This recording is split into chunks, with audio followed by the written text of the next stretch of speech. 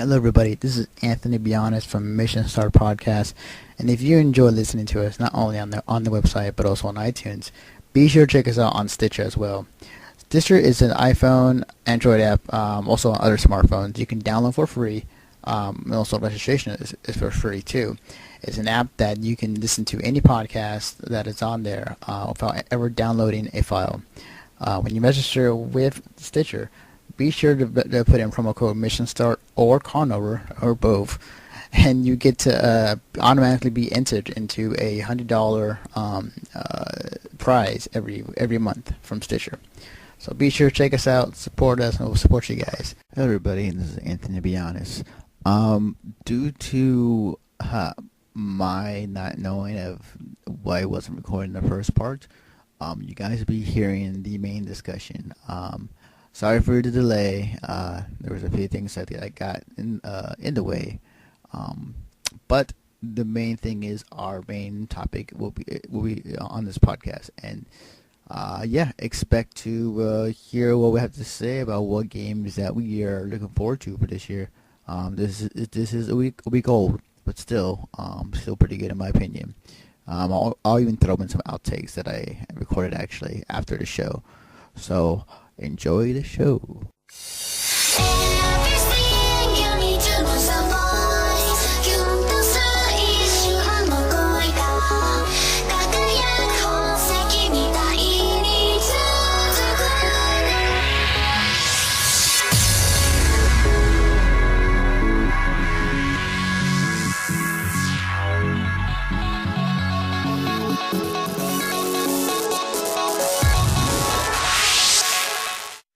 Hello, everybody. We are back, and man, did you miss out on some funny ass shit? All I gotta say is, yatta. Anyways, so we are gonna talk, me and Kris, about the games we're looking forward to for this year. And I think what I'm gonna do first is I'm going to start with Greg's list, just because it's not here. I'll do his list real quickly, and then we'll go from there as far as if you and I want to go second or third. So, he lists 5 games in particularly with reasons behind them. So his number 5 game he's really excited for is Injustice: Gods Among Us. He says that I do really love the most recent Mortal Kombat game, and knowing this is entirely newly written story, but the DC universe falling apart makes it exciting. Plus I can punch Superman in the face, which he really loves. I mean, knowing Greg, he really loves the kind of the what if scenarios, and Injustice: Gods Among Us is one of those where you take a the entire DC universe and you pit them against each other, and like you say, what if Green Lantern beat Superman, or what if one woman could kick the crap out of Catwoman type of deal. And the game looks really good. I'm actually pretty excited for myself for the game. I want to try it out, definitely. So it's kind of this year. I can't remember when exactly it's coming out, but it is coming out this year, and it looks really good. And for people who don't know what Injustice is, or just kind of want to have an idea, just think of Mortal Kombat, and just put DC characters into it. That's pretty much what it is. Especially even I think it's being developed by the same guys who did Mortal Kombat. Actually, now I think about it, the Neverground, like it is. But it's pretty cool. You've seen Injustice, Kris? I've only been able to see a little bit of the demo videos that they've had up for it, but nothing terribly extensive. I am definitely looking forward to it, though. I have a copy pre-ordered for my Wii U just because I want to make more use of it. And honestly, I think the box art that they have for it was probably one of the most interesting draws. Seeing like the overall design aspect of the games, though, and making all these different characters pretty decently balanced. As you mentioned, there was Catwoman in there, sure, but wasn't there also Nightwing, just to kind of continue on with the Batman fandom? Yeah, they had Nightwing, Green Arrow, Superman, Flash, Batman, of course, Um, they revealed recently Joker and Lex Luthor, Wonder Woman. But the Joker is on the box, so like he would have. In the latest trailer, they show him at the very end. So I'm assuming that there's maybe another trailer coming out pretty soon for the Joker. Because Harley Quinn's already in it already, so kind of figured like, hey, Joker's gonna be in it too. Although the voice actor for Joker is kind of meh. It's not Mark Hamill good. I mean, it's not the Mark Hamill type of deal, but that's just because we're really used to that kind of. Okay, because when I just heard you say good, I'm like, whoa, whoa, whoa, whoa, whoa, whoa, whoa, whoa. Yeah. No one shit talks Mark Hamill. Yeah. Mark Hamill, in my opinion, is the only Joker voice I can ever think of when I hear the Joker, as far as like animated series. But like what was it? Who else am I missing?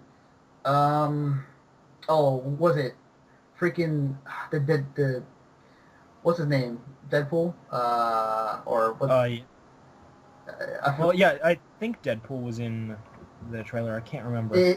No, he can't be because it's a DC game. Yeah. I'm saying it's a Deadpool like clone. I mean like, was it DC and Marvel usually like rip off each other's characters all the time? Like when people saw Green Arrow's like trailers, like, oh, it's Hawkeye. It's like, well, they copy each other. So like the character that what was it? That is like, oh, it's Deadpool. It's actually what was it called? Death something. I can't remember. But, like he's basically just like Deadpool, but like he's more serious. So. You mean Deathstroke? Yeah, Deathstroke.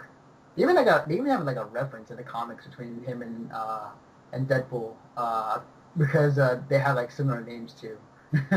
Yeah, and on top of that, for the Teen Titans thing, Slade was based off of Deathstroke, and then in the Young Justice, they went through and actually included both of them, if I'm not mistaken. Yeah. By the way, rest in peace, Young Justice. They got canceled. Oh. Anyways. Yeah. It was on season 4, wasn't it? Yeah, it was good. It was going pretty long, but then again, like any season that's gone long enough on Cartoon Network, it tends to die. Like how Teen Titans used to be, like 2-3 seasons in. It's like, oh, no more. Yeah. But anyways, moving on with the list. Greg put down his number 4 game. His most anticipated is Gears of War Judgment. He puts, I'm a Gears fan, happened since the first game. This one just seems to be more the same, and I love that. Which I agree. It's but I saw it's more the same. Gears than the previous 3. It's it's just Gears. I mean, not to say it's not anything bad or anything. No, it's just that it's more of what it's really good at, and it's a consistent product, is what you're trying to say. Yeah, pretty much. I mean, my friend was telling me like they changed a lot of things from multiplayer, but I don't really play it as much as I used to. But it is what it is. Competitive gaming. People are saying it's not the greatest, but whatever. I like it generally just for the storyline, or well, kind of. Yeah, I'll play it. I like the Gears. I love me the Gears. And the thing is, you might want to punch me for this, but I've never finished Gears 2, and I haven't even opened my copy of Gears 3. That's fine. So I mean, Gears 2 was it was a bit long in my opinion. I have mixed feelings about Gears 2, just because they were trying to make story elements that were very forced, when they really shouldn't. They were trying to invoke some emotion into this game, and it came out kind of awkward. But it was still a good game, just long. And then 3, I think in my opinion, was probably as good as 1, but I say it's kind of like the Halo effect. The Gears 1 was great. Nothing can compete with the other Gears games. Gears 2 was meh. Gears 3 was good, but not as great as 1. So, but what was it? Get around to it when you get around to it. So yeah, definitely. His number 3 game he's looking forward to is South Park: The Stick of Truth. He writes. And unfortunately, I actually have a spot of bad news on that. Even though it was set to come out on March 5th, It's been delayed. Yeah, I know. Because of the whole THQ selling off assets and all that stuff. Yeah. But let me read what Greg says about the game. I'm a huge fan of South Park, and knowing that Matt and Trey were involved deeply makes this one exciting. Um, Aside from the current issues with the game being delayed and because of the company being shut down, the game itself, it I saw some gameplay and like the trailer of it. It's really funny. Like if from the looks of things, like they actually put some effort into this game. Not only like the voice actors, but like they put some lore as far as like how the South Park story would be and how would Cartman react. It still cracks me up when I see that trailer and like Jesus comes out of nowhere and like pulls out a machine gun. But yeah, he kind of did that in one of the Easter episodes. Mm-hmm. I don't know if you've seen it, but it was about a corrupt bishop, I think, who was involved, and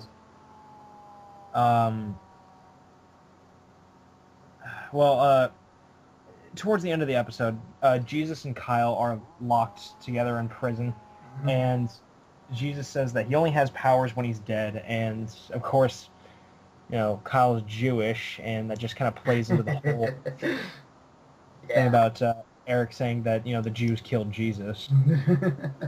But then afterwards, Jesus says, "Happy Easter, Kyle," and then he says, "Happy Easter, Jesus," and sticks a friggin' pocket knife in his neck.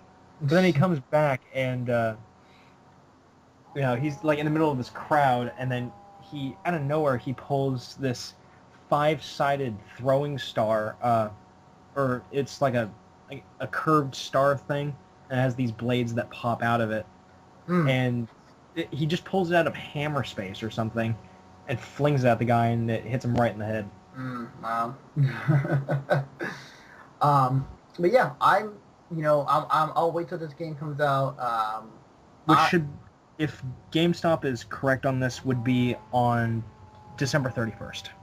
Wow, that's okay. Well, that's a really far delay, isn't it? Yeah, that's a pretty big delay, but for obvious reasons. When it comes out, it'll come out. But that's no here or there, and from the gameplay and trailer, it looks really good. I like it. His second game he's looking forward to is Grand Theft Auto 5. This is the culmination of years of trial and error. I feel this game will be so huge that I can't help but be excited for it. And what's funny is the Grand Theft Auto series, like I've always tried to get into one, but I can never finish them, or I can never get into. It's not that the game is bad or anything. It's just the fact that it's just so much shit to do. Like, I don't know. I mean, like I respect and kind of enjoy what it is. My brother, I think, beat GTA 4 last time. I think he managed, or almost. So, now I'll pop in there now just to see what's going on with GTA and just see what's up. Have you played any of the GTA games, Chris? Honestly, I have only played in passing part of GTA 4 off of my friend's 360 for about 20 minutes. Yeah. So in other words, let's just go ahead and say no. Yeah. I mean, the scary part about the game, and GTA fans are going to love this because they heard it before, is that the game is so huge in GTA 5. It's like the combination of GTA 4, the city, I forgot what it's called. I want to say, was it Liberty Cities? Or... episodes from Liberty City, which included the Ballad of Gay Tony and... I mean, like the city... Two others. I mean the city itself. Like, was it called the I forgot what it's called. Yeah, it was Liberty City. Okay, alright. So Liberty City, then there was they said there was a combination of the GTA San Andreas map, and GTA 3's map, like all combined. And it's like, holy shit. How the hell are you going to play this game with so much to do? At this point, you're just calling it an MMO. But you know what? I'm curious. I'm going to probably hear a lot from listening to podcasts talking about it. So it should be interesting. But I'm pretty sure GTA 5 is going to be a big hit, regardless. But anyways, and his number one most anticipated game for 2013 from Greg Dietz is BioShock Infinite. I am madly in love with the first BioShock. It was an amazing game, and knowing this is a spiritual successor makes it great, much more exciting. We were kind of talking about this a bit earlier today. Just a skosh. Yeah, just hinted at it. BioShock Infinite it's on my list as well. It's sort of like one of the great games to come out this year. It basically, it's like the same guys who created BioShock 1 is making this game. They are really taking this in a different direction. You got Cloud. Well, I call it Cloud City, but they have like some different name for it. And they have it to where it's set in the Set in the.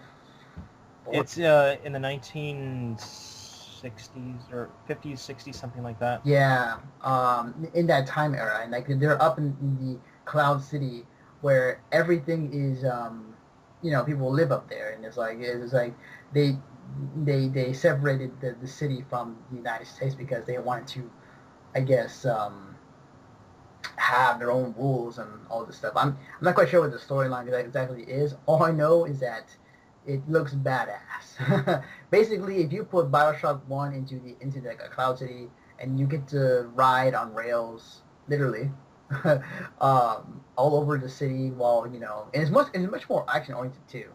So, which is cool. But yes, I'm excited for that as well, and that game looks so fucking awesome.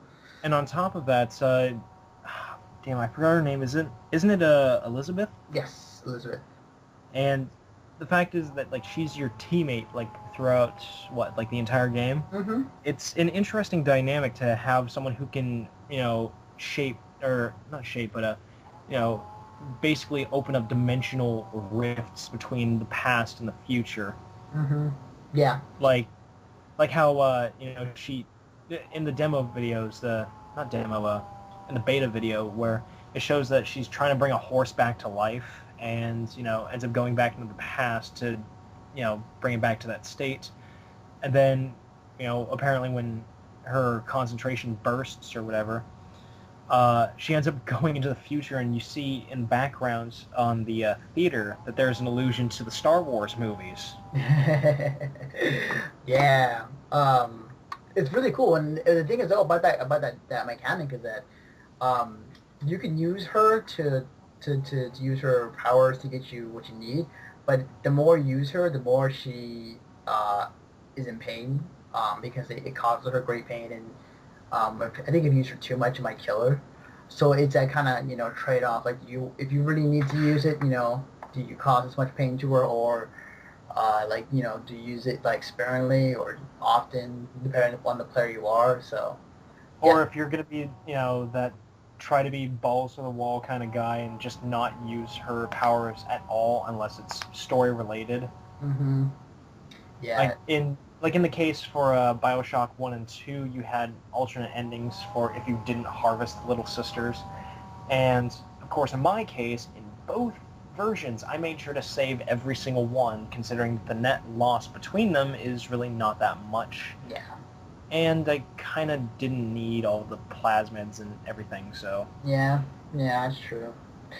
Yep. But yeah, that is Greg's list as far as what he's looking forward to. Kris, what are you most looking forward to this year? Oh god, there is a huge list. Should I go in ascending or descending? Whatever you want. Just kind of throw a rock out there and see where it lands. Alright, well, there's a pretty extensive list. One game that I have been, I can't really say following, but have been intrigued to see for a while is Deadpool, which finally got a release date. Apparently it's going to be coming out New Year's Eve on, through GameStop. Yeah. And like seeing the mix between hack and slash and shooter, it reminds me of, oh right, I have another game that's entirely related to that. Yeah, do tell. Go on. Well, I'll give Deadpool his piece, and honestly, I'm really excited to see what the Merc with the Mouth can possibly offer me in regards to a gameplay. Like I said, I haven't seen too much other than the videos that they've had, and there's not really much more info about it. But judging from the way it looks and how it's designed to be, it would be reminiscent of Devil May Cry 3 with more comedy thrown in, and there would probably be more of an emphasis on shooting. But other than that, it looks like it could be a really solid game if handled well.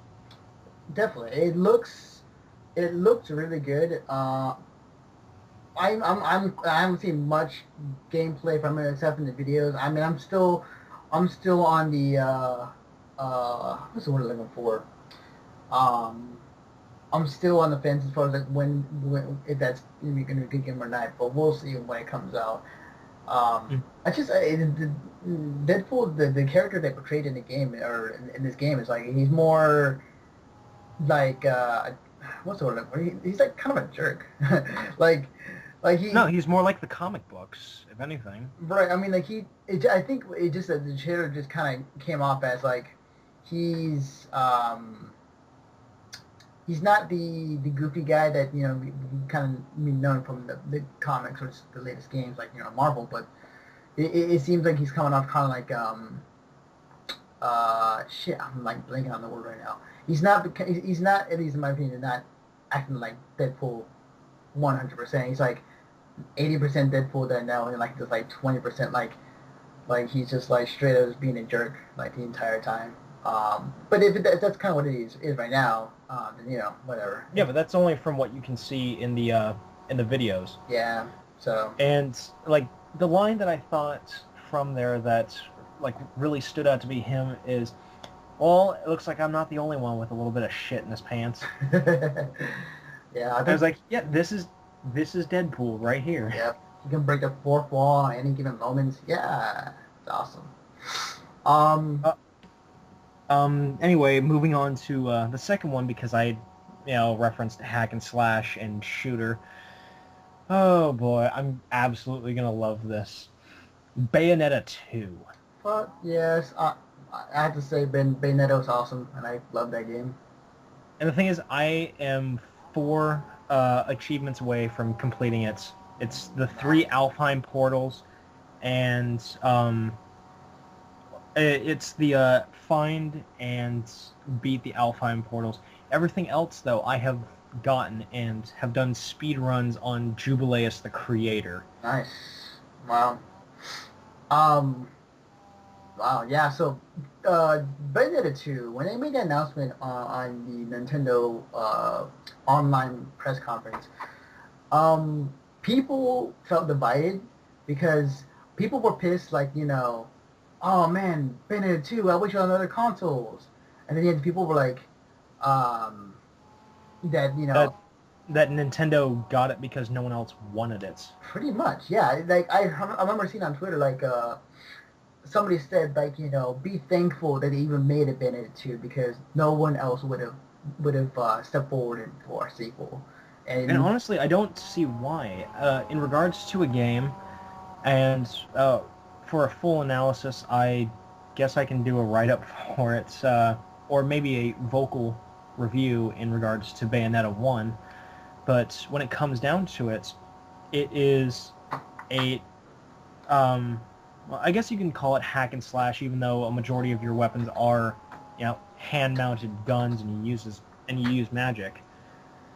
But all in all, it's a really straightforward game that applied sex appeal and and a different design on what can be regarded as good and bad, because you're playing as technically an evil character if we're going to go off of, angels are good and, the witches and demons are... I wouldn't say she's...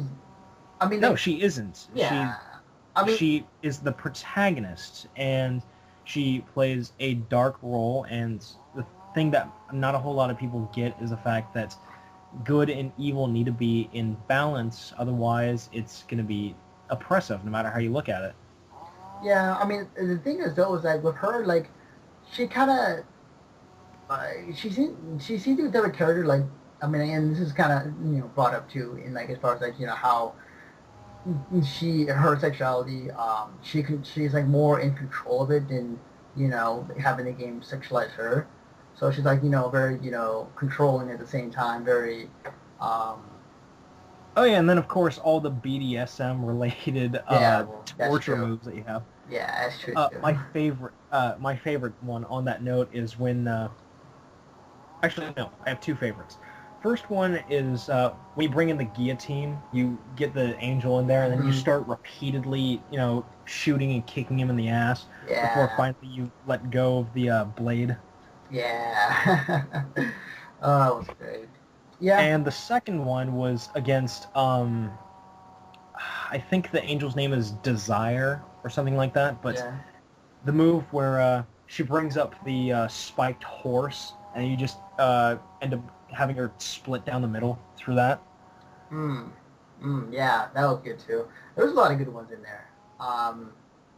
Bayonetta 2. I really want to play it. I need to find somebody to Wii U to go play it on. But yeah. Well, I am going to be... I already had it paid off before I even got my Wii U. That's awesome. I'm not even joking. I went through, and when I was putting my hold down for the Wii U, I put down the base amount for that, and I said, and by the way, I'm just going to go ahead and pay off Bayonetta 2 while I'm here. Is there anything else you want to put down for pre-orders for Bayonetta games? You should like just... were you actually asking, or... Oh, no, I'm just joking. Oh, well then, go on. Sorry about that. Oh, no. Like, it's just funny how they do that. What are games are you looking forward to for this year? God, there's a very extensive list. There was also, Metal Gear Rising Revengeance. Oh, yes. It looks fun, but unfortunately I couldn't bring myself to get into it. Now, don't get me wrong, I think it's a great game and it's well designed, but right. It doesn't entirely fall in my niche, I think. Have you tried the demo? Yes, I have. That's why I'm bringing it up. Ah, okay, gotcha. And moving on past that, I could just go ahead and make a whole list about what Nintendo has to offer. Mm-hmm. First and foremost is the Wind Waker remake. Yeah, but I felt when they made the announcement, I felt that that Wind Waker didn't really need an HD remake, because like it was the way that the art style was, it looked great by itself, and doing an HD remake, it makes it nicer. But yeah, I felt like that art style was I think brilliant, as far as like it could survive today because of the cel shaded look and how the art was in that game. So although unfortunately there were some people that complained that the cel shading when they first had it. Oh, that BS. I remember that. That it hurt their eyes to focus on it for too long. Man, I cannot tell you how much BS I heard when that game came out. That people were so pissed. It's like, it's not real Link. I was like, well, where's my real Link? I was like, guys, it's a great game, man. Yeah, if you don't mind me going off on that note, when they were whining and complaining about it not being the quote-unquote real Link, I was just thinking, oh, that's cute. So you need to have someone who's directly related to the hero of time to do that. Yeah. Now, let me remind you that this is a kid who had absolutely no idea about what went on past his island. He goes out of his way to go and find his sister, and then throughout the entire time, he comes across Princess Zelda, aka Tetra, and, they have their own, relationship that builds over the games, such as Spirit Tracks and Phantom Hourglass and all that other stuff. Mm-hmm. But on top of that, here's this kid who he's just a kid, and he sort of looks like, the original Link. He goes out on this wild adventure, and then when he finally goes up to fight Ganon, he takes a magical sword and stabs him through the head. Mm. That was probably like one of the best things like in the whole thing. Yeah. And like he's just one guy that went out of his way to, find his... Oh my god. It dawns on me now. The movie Taken was based off of Wind Waker. It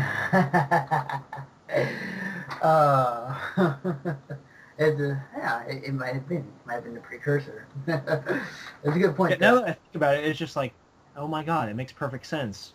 Toon is Liam Neeson. Oh shit. My mind is blown. Yeah.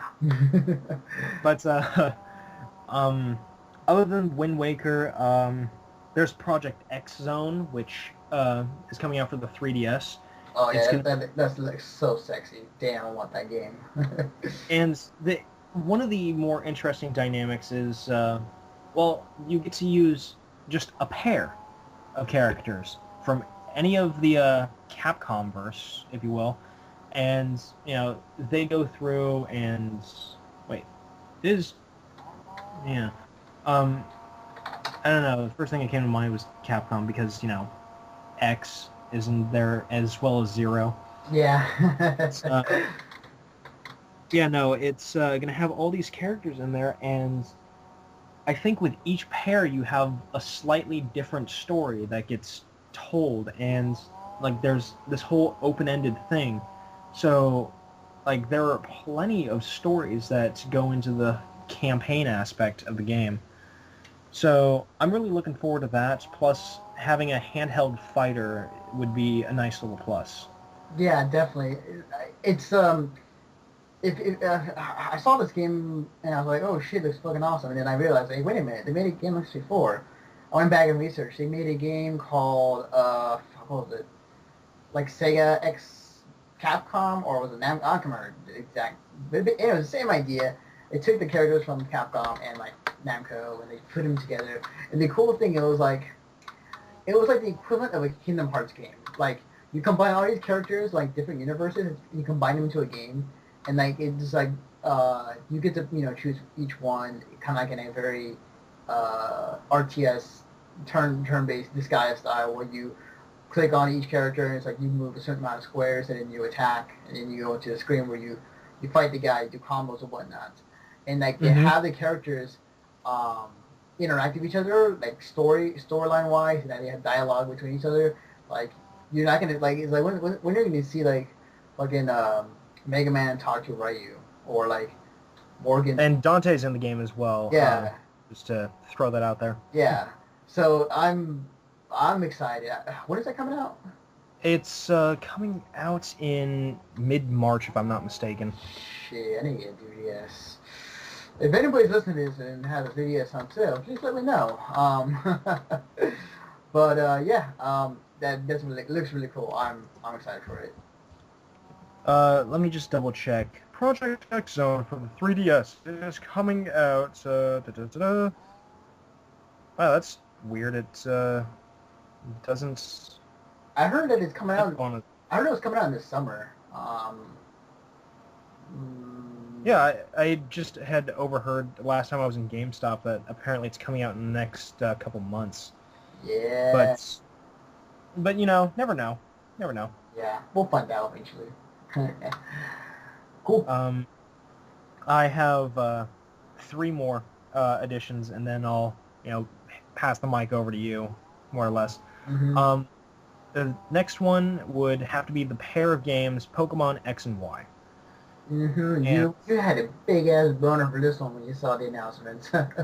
Yes, I did, because it's been, God, almost 20 years now. But wait, seriously, it's been almost 20 years. It first came out in '94. Oh, okay. I'm also confused. But like, wait a minute, didn't they just come up with like Pokemon Black and White recently? Like, yeah, Black and White 2, which was a sequel to Black and White 1, and I have my review for that, but it never got posted because it was supposed to be part of a set. oh, but it's so good. Yeah, but Pokemon Black and White 2, it was fun, and I thought that, they sort of, well, it was pretty much the same game with a little bit extra that made it more comfortable to the player, I think. Mm-hmm. I mean, not to say that Black and White was a bad game, but they were fun.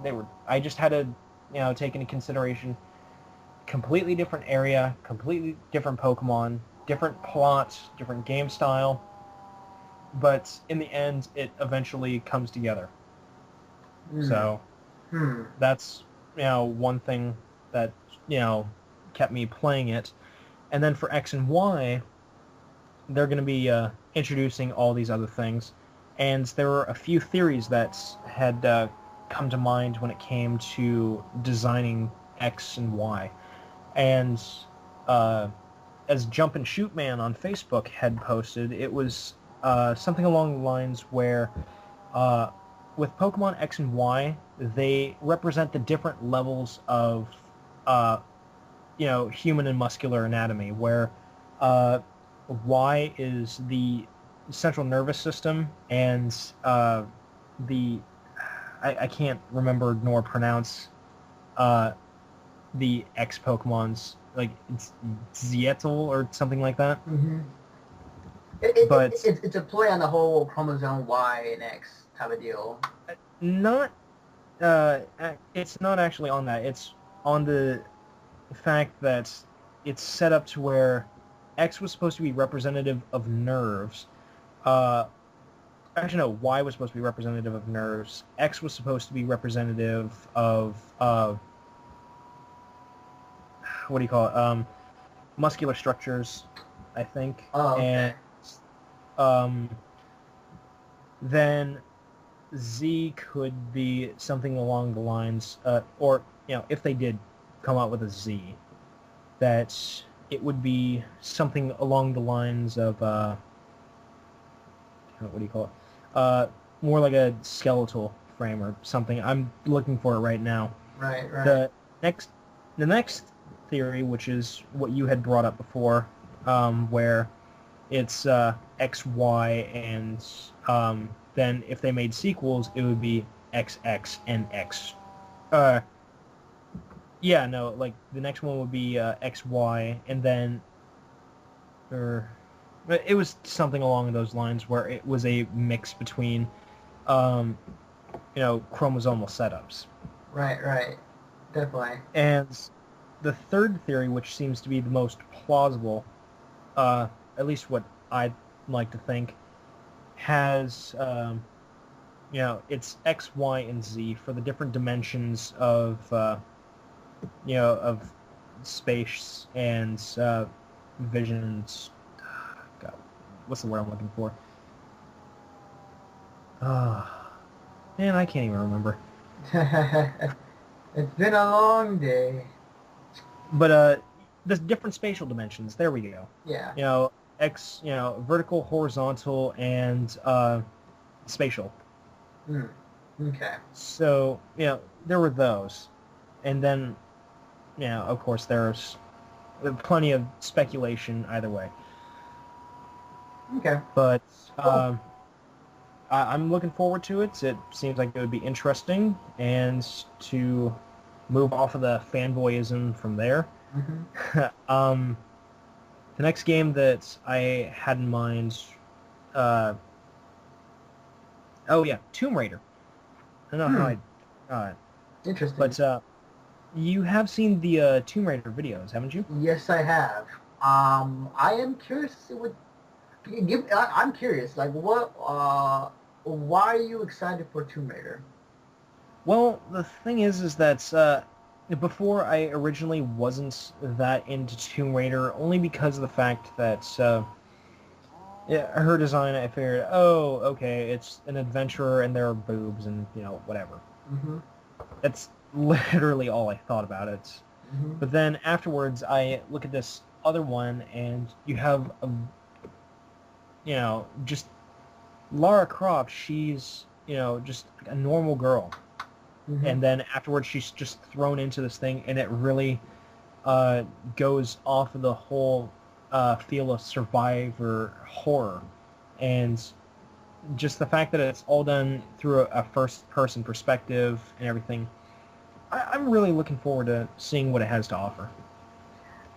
I agree with you, because I that's the kind of idea they're going with, and it's kind of weird, because like they are saying that, but like when you see the videos, like she's at one point she's like freaking out, like oh my god, how much survive, but then like another part of the video, she's like Rambo and like has a machine gun and it's like shooting up dudes, so it's like it's kind of off-putting as far as like what they're trying to go for message-wise, or just just kind of how Lara Croft is, because you can't honestly say like Lara Croft, she, yes, it is like a prequel, and she's like trying to figure out this is what helped her become the Lara Croft of today, but like you didn't see her like in the next scene shooting or like grabbing onto a wooden ledge underneath a guy and like pulling it out, and the guy falls down. It's like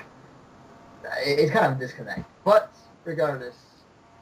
Yeah, it's just like the way that her character is designed. She's not, run and gun and, steal treasure. It's more like, oh god, I need to get the hell out of here. How am I going to live? Oh god, are they going to come after me? Oh shit, I broke my leg. Right. I mean, like, I am curious to see what it will turn out to be, because like all we've seen is videos and screenshots. So I can't really give my 2 cents on it until I played the game. So I'll give it a shot though. But to each their own. And the last one, I promise you, this is the last one. Oh no, it's cool. It's cool. And don't call me a weeaboo for this, but I'm actually looking forward to seeing Naruto Shippuden Ultimate Ninja Storm 3. Cool. I mean, yeah, I know. Like, your username is Defective Naruto. Sure. No, it's cool, because I know that the previous Shippuden games have been pretty good, actually, so I can respect it. Yeah, and the reason why I bring this up is because, honestly, before I played Storm 2 with one of my friends, I, was completely against Naruto, just because after a few episodes, it felt like I couldn't get into it. It just did not seem really that great at all. Naruto first season, or we're talking about like just all together? Like I okay. tried watching it. I went to episode 50 or so, and I just couldn't get into it. Okay. Like I legitimately tried, and just to see what the hype was all about, and I just couldn't do it. Okay. But after I played the game, and I was like, you know what? This actually isn't half bad. Now, if they just cut out all the filler and work with that.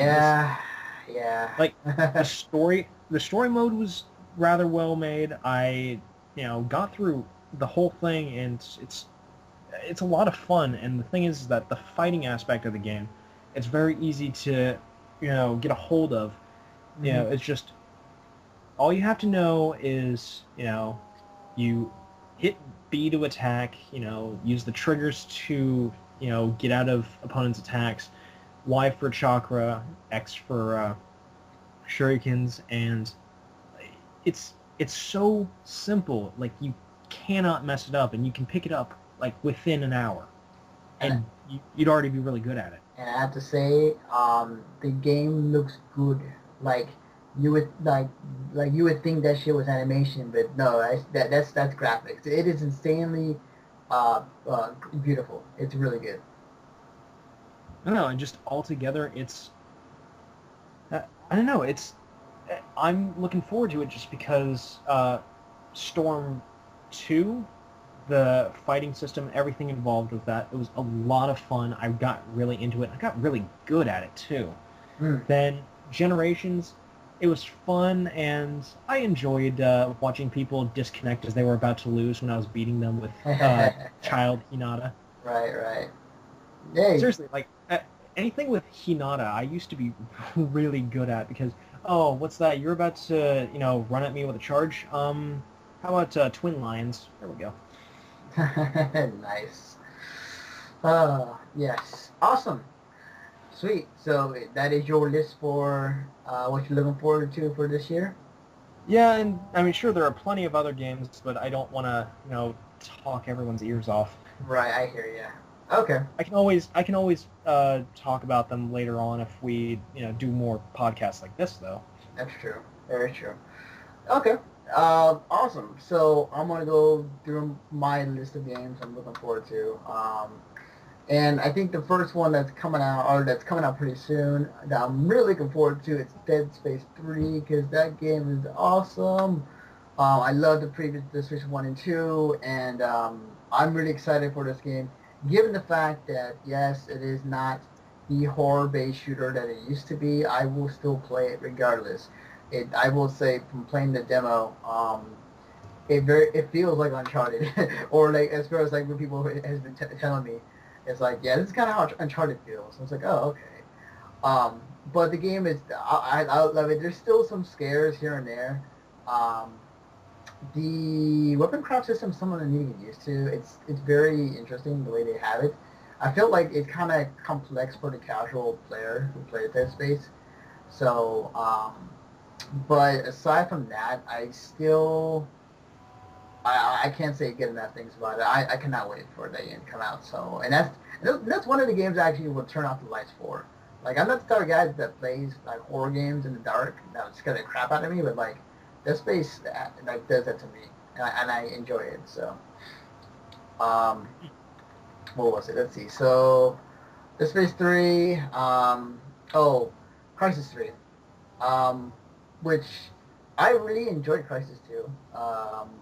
I felt that game had a better storyline, and you actually know what to do, because like in Crisis 1, first of all, Crisis 1 is a game where nobody could play it because it was the game that came out and it's like, hey, can you play this game on a computer? Well, let's see if you can. Just because it was like absurdly high requirements to play the game. But in Crisis 2, they made it better for everybody to play it, and like it has a good storyline. I love the open-endedness of how to tackle each arena, or kind of like each area in the game, and you can choose to be, stealthy, gung-ho, or a mix of both. So Crisis 3... Kind of like in Deus Ex? Yeah, exactly. Exactly like Deus Ex. In Crisis 3, it's looking to look pretty cool, and this will be the year of the bow. Because that's the new thing apparently in games. So, but yeah, like Crisis 3, it's I'm looking forward to it. It's gonna be awesome when it comes out. And then Metal Gear Rising: Revengeance. I was kind of on the ropes about should I, I was kind of wondering if I should try it or not. But like I tried the demo. I looked into it. It was like being developed by Platinum Games, and the game itself is very fast. It's not a Metal Gear typical game. Like I played the demo. It was fun, but like you can't really go stealthy in this game. Not really. I mean, hell, if you look at any of the videos, it's, oh hey, I have my Electro Sword, and I'm going to go ahead and cut you into 500,000 pieces. Okay, bye. Right, yeah, definitely. There are moments when they did say in some of the videos that they said like there will be moments where there'll be like enemies fighting and you can choose to partake in them or not. So that's kind of something carried over from 4, on Metal Gear Solid 4. But like aside from that, the game, I really like the demo of the game. But the fact that there's not a block button on your controller. Like the only thing you can do to block anything or to survive is like keep attacking or parry.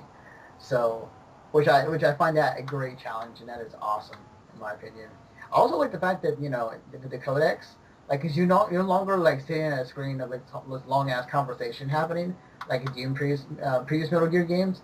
It's like they've taken that whole Bioshock Dead Space approach where like you can walk around and like the codec will pop up and like you can see him talking to you while you walk around and doing your thing. It's like, oh, that's awesome.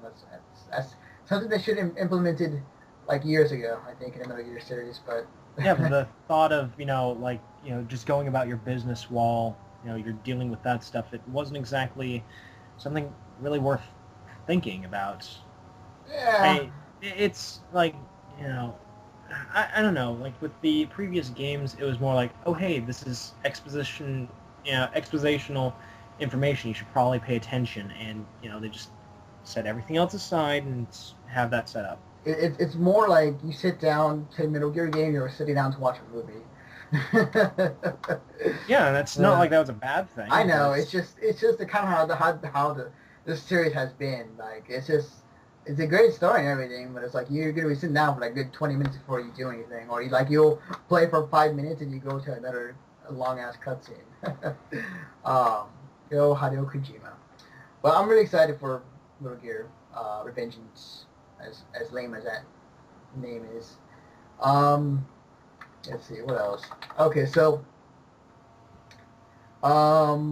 previous games that were said before in this podcast already, South Park: The Stick of Truth, I'm excited for that as well as Gears of War, Bioshock Infinite is another game I'm looking forward to.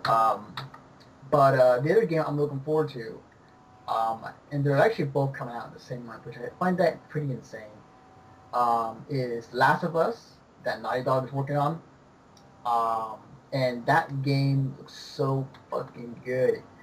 It's like The Walking... no.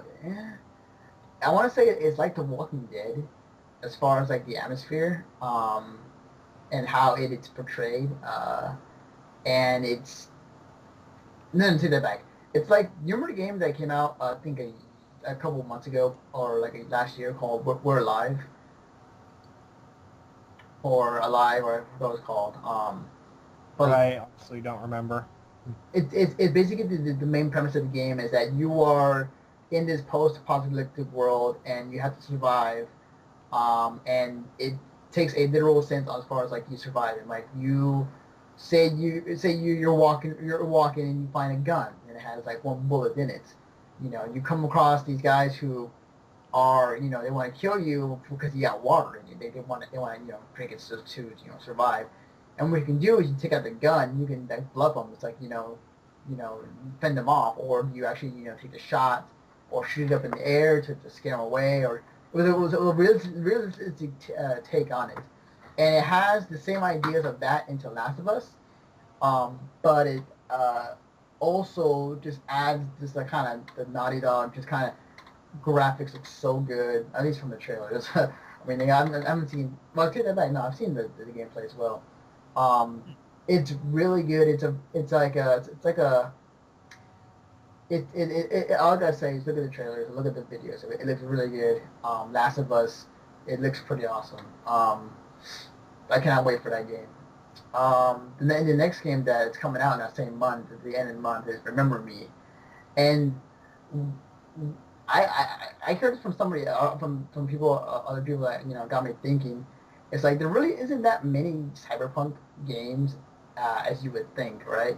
We have sci-fi, we have a lot of fantasy and other stuff, but we don't really have enough cyberpunk.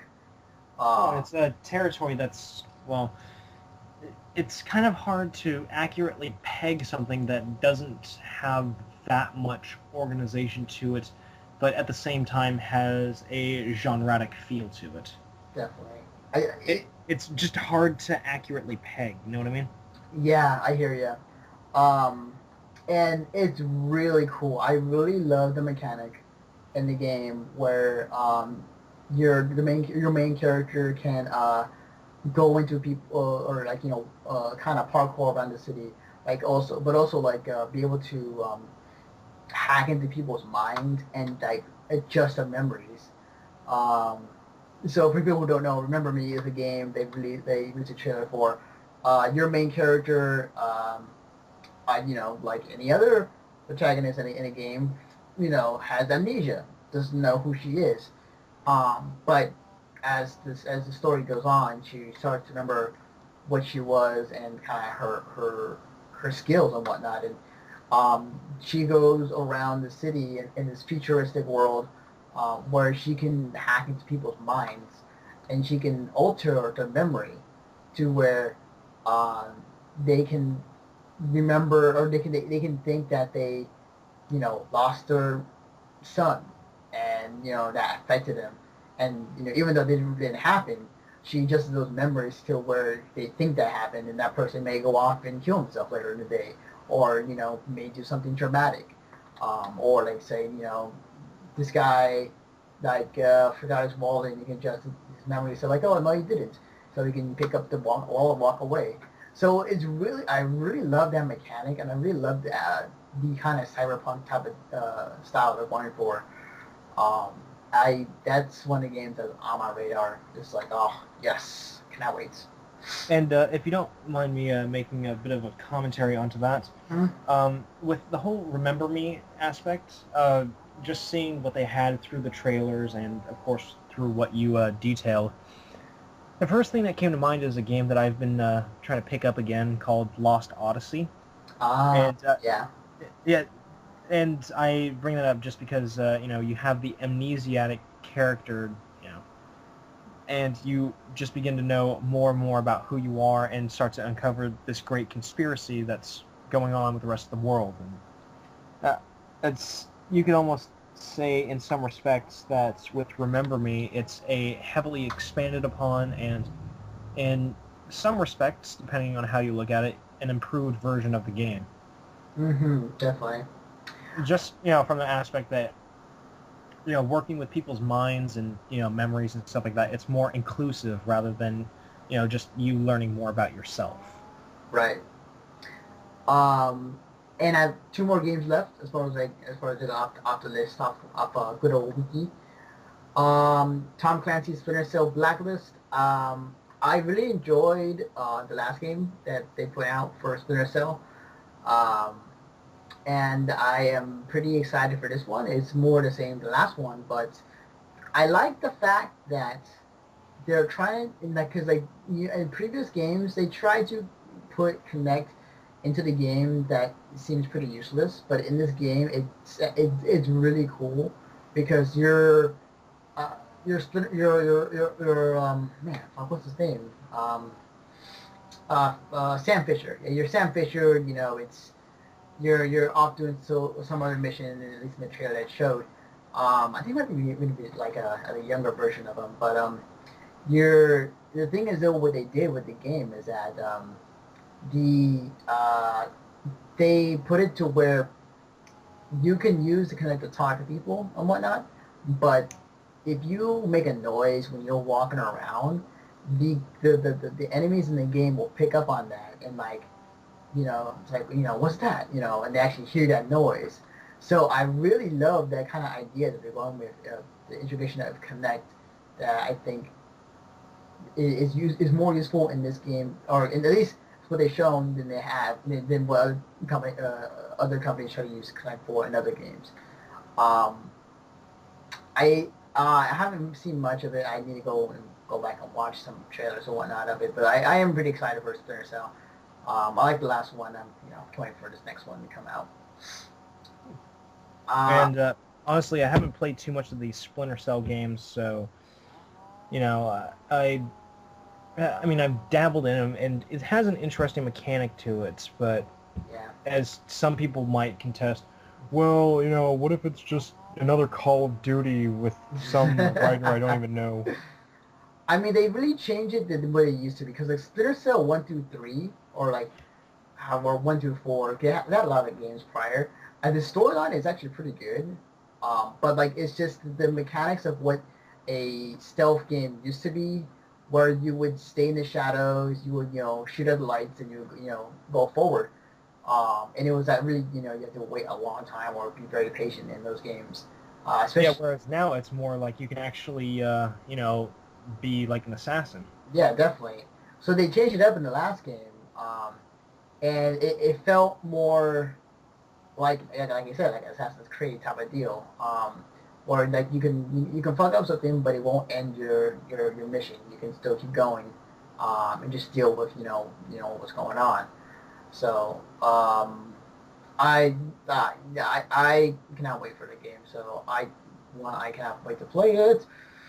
So in the last game I saved to talk about because I've been playing this series for a little while, but it is StarCraft 2, Heart of the Swarm, coming out this summer. So right, I remember that now. We actually have pre-orders where I work.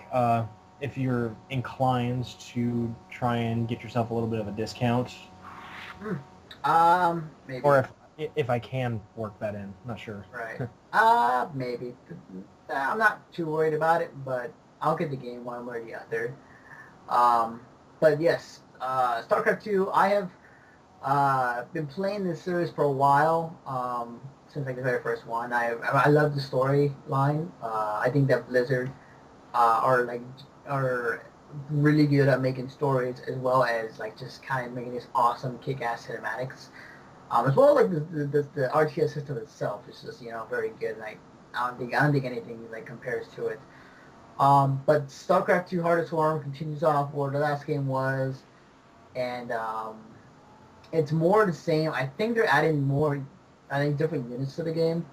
And for people who have never played StarCraft, just think of it this way: StarCraft is like a chess game, both like spaceships and like aliens, pretty much. So yeah, and you have to think about a good 15 to 30 moves ahead, depending on where you are, and then if you're playing against those Koreans, well, just start writing your last will and testament. Yeah, man. Seriously, have you seen those people play? I've seen 196 moves per minute. I know, it's insane. Like I think off topic, but like Koreans, as far as like StarCraft 2, they own the game. They even like if you're godlike in StarCraft in Korea, you are like a rock star there. They have like actual seasons. I'm pretty sure if you look at it right now, StarCraft 2 is like one of the most popular major league games out there to play competitively and win for big money. There's like the thing is, like when StarCraft 2 first came out, it was nationally acceptable for people to take off of work to play StarCraft. Yes, it's not only is the multiplayer and everything really good, the story is well done too, with great cinematics and everything. Overall, Blizzard takes their time with their shit. I mean, like I was one of the guys who didn't like the idea that StarCraft 2, StarCraft 2 was being divided into 3 games. I'm paying like $60 for each one or $40 for each one. It's like, man, I'm getting gypped. But by the end of the day, though, Blizzard's making these great games, and you can't really deny, like, I'm gonna deny myself, an opportunity to play a great storyline that will continue on for 3 games, and also, multiplayer is pretty awesome itself. But yeah, I am really excited for StarCraft 2, and I will probably get it and play it because I love the series. And it's funny, is like I almost went into playing StarCraft 2 competitively, but actually I went into fighting games. Haha, funny how that worked out. Anyways, so that's our list. Of course, there may be some that we might have missed out on that people are yelling at us about, but whatever. If anything, we can always do a follow-up. Yeah, we always could. Maybe like in the middle of like year, like, hey, games for the fall, right to it. Anyways, thanks for joining us for this podcast. Kris, where can they find you on the internet? Well, you guys can find me off of our websites, where you'll finally be expecting to see some writing coming from me. And I'm thinking about dabbling in some vocal reviews to hopefully speed up the process of getting content out. Additionally, I'm also thinking about potentially adding some video reviews if I'm able to get some video capture software to help supplement my points. These are just thoughts that I have in mind for, what to do over the course of the year. So let's just, leave it out in the open, as these are ideas of what I might be doing in the future. Awesome. In the meantime, as I mentioned before, you can find me on missionstartpodcast.com and through our Facebook page, facebook.com/missionstartpodcast. And I also post on a cosplay page of my own called Kaz Cosplay. I try to keep things entertaining there, since my own cosplay updates are relatively sparse due to lack of time. Right. Okay. Other than that, though, mic's off to you, Anthony. Awesome. Like he said, you can find this podcast as well as all other work on our website at missionstartpodcast.com. You can find our reviews, you can find our anime convention coverage, our photos, everything nerd-wise is on that website, as well as our social media. You can follow us on Twitter at missionstartp. You can follow us on YouTube, which I just uploaded the first chapter of Devil May Cry up on YouTube, so you guys go check that out. And if you don't follow me personally, I am on Twitter at the Fate of Naruto.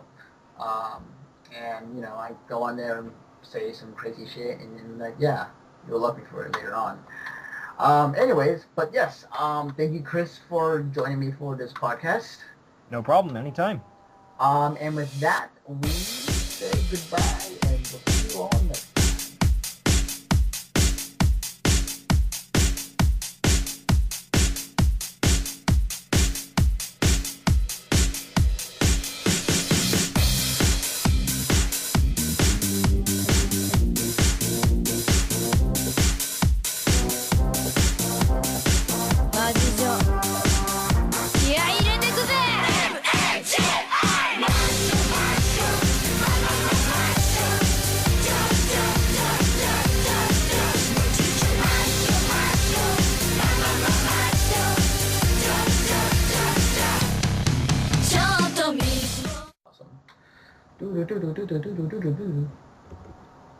So yeah, on that last part, I just kind of didn't want to interrupt you, since you were going into the whole story, so I figured, okay, just, Oh, no, it's cool. Quiet. No, it's cool. Yeah, I would assume that you probably haven't seen the anime I'm talking about, so... Just, slowly walk off like I'm not even here. Yeah. It's all good.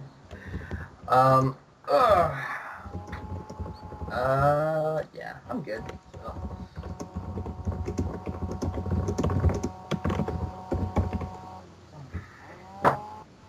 Hang on a minute. Okie dokie. Oh, so, what's funny? I discovered, a video one day when I was going through some streams, and I think I have it favorited, actually. Oops.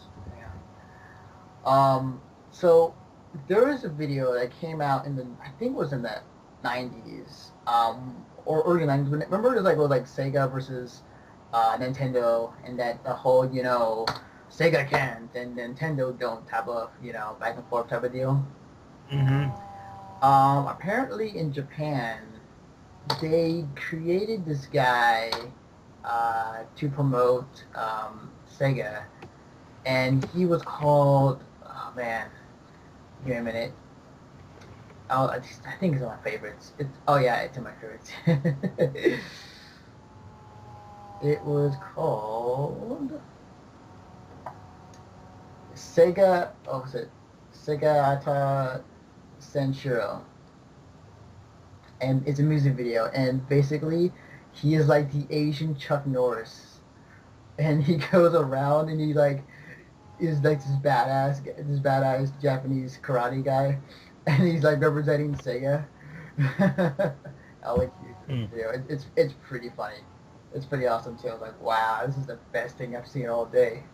I'll put on it in the Skype.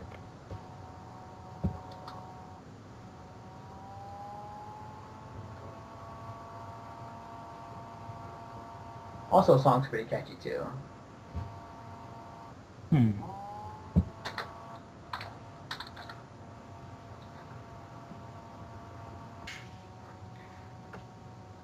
Okay, highlight of my day.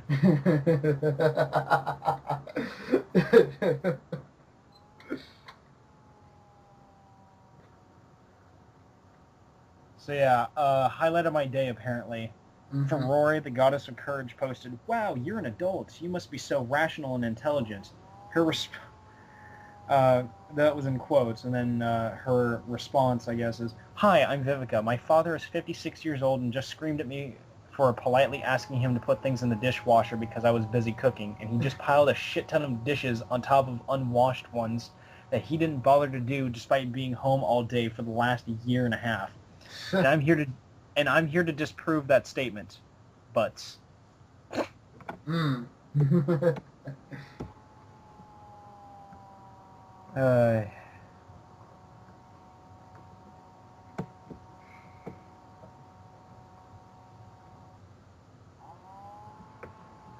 and I'm also I know that you've seen me, post how angry I have been known to get about the whole like and share thing.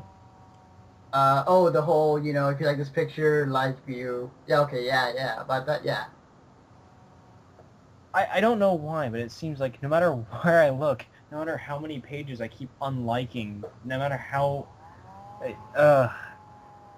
I see this one picture where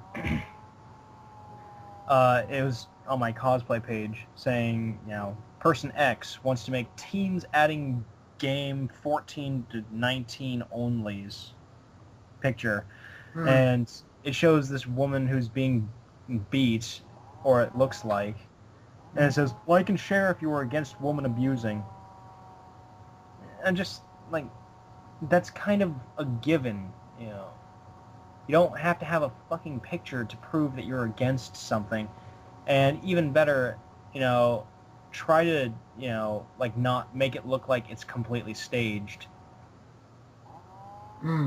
Seriously, like, it just looks like brushed on makeup. I'm not even joking. Wow. That sounds pretty awful.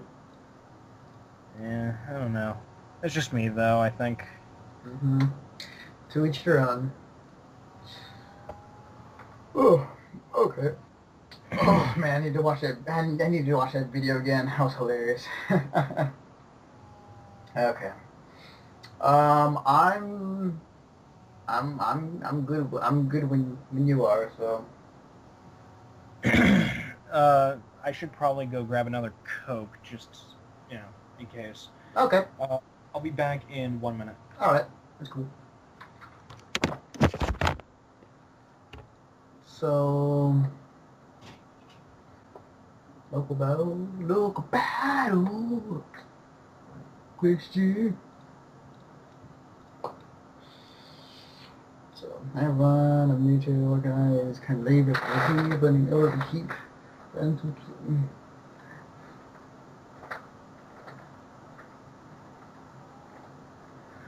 There's a minor rehab and I have a really neat competition called Auction. The schedule of games somewhat resemble upon a regular season and playoff schedule for a lot of information to the way of the league is actually playing. Basically, it's something to get people playing against regularity.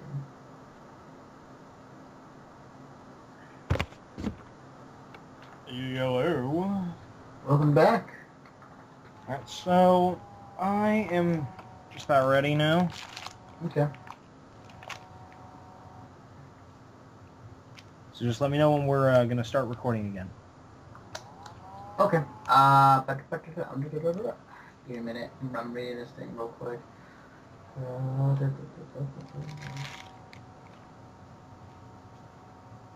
Okay. That was cool.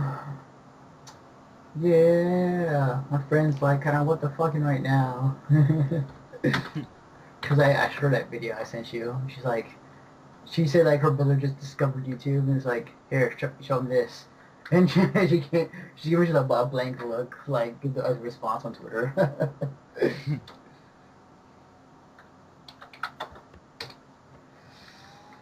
Okay.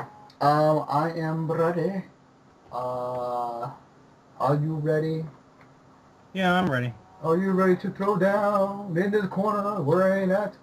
140 pounds, we have the champion, Anthony Bionis. No, okay, I'm good. Oh, And in the right corner, we have his contestant, Christopher Sturm, at 167 pounds. oh shit, I just realized I've been recording the entire time. Oh, fuck. Wait, it has been recording? Yeah, oops. Well, that could be in the blooper